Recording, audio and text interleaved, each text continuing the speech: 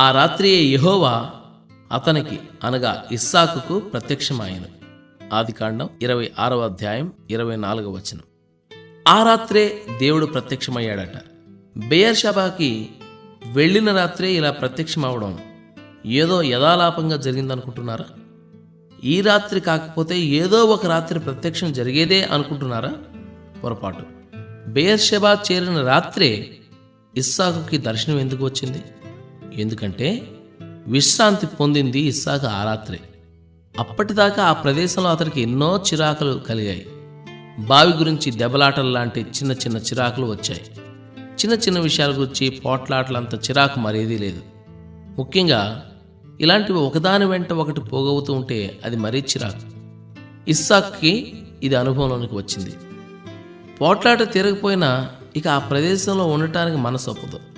అక్కడి నుండి వెళ్ళిపోవాలని నిర్ణయించాడు. స్థలం మార్పు అవసరం అనిపించింది అతనికి.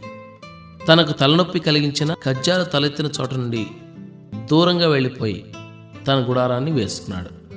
ఆ రాత్రే దర్శనం వచ్చింది. మనసులో ఏమీ అల్లకల్లోలాలు లేకుండా ఉన్నప్పుడే దేవుడు మాట్లాడతాడు. మనసంతా చిరాకుగా ఉంటే ఆయన స్వరం వినబడదు. ఆత్మలో నిశ్శబ్దం కావాలంటుంది దేవుని స్వరం.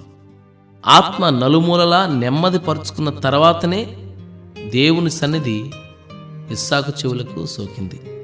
నిశ్చలమైన ఆకాశమే నక్షత్రాలు కనిపించే ఆకాశం. ఊరక నిలుచుండి చూడు. ఈ మాటలను ఎప్పుడైనా నీ హృదయం ధ్యానించిందా? ఆందోళన చెంది ఉన్న వేళ నీ ప్రార్థనకు వచ్చే జవాబు కూడా నీకు వినిపించదు.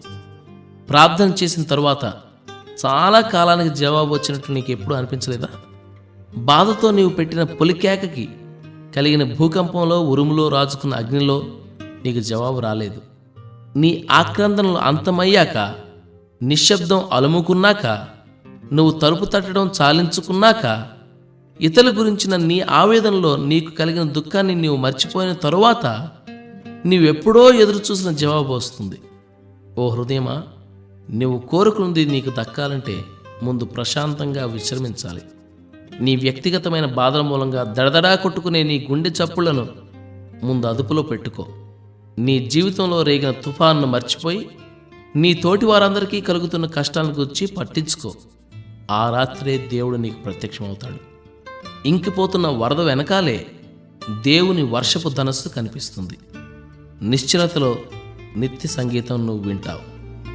ఒంటరి బాటలో ఒక్కడివే సాగిపో, చింతలు లేని నీ అంతరంగం ఇంతకు ముందెన్నడూ వినని వింతగొలిపే అందమైన దైవరహస్యాలు వింటుంది.